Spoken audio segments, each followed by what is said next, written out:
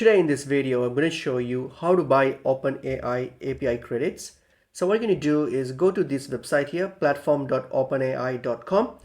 Okay, and go to this website and log into your account. You can simply use the account that you use or log in with ChatGPT as well. So it can be a Google account as well. Okay, just log in and you'll be on this page here, platform.openai.com. So once you're on this page here, you're going to click on the start building option on your top right, click on it.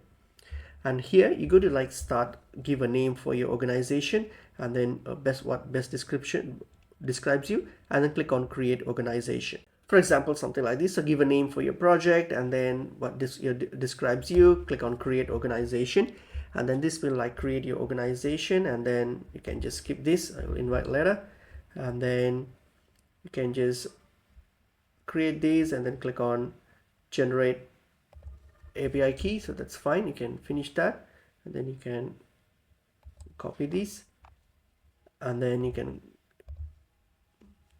copy your API key, click on continue, and then here you'll have this option here where it will ask you to add some API credits. So in order to add those API credits, so simply select which one you want to buy. So how much you want to buy based on your budget, select one and click on purchase.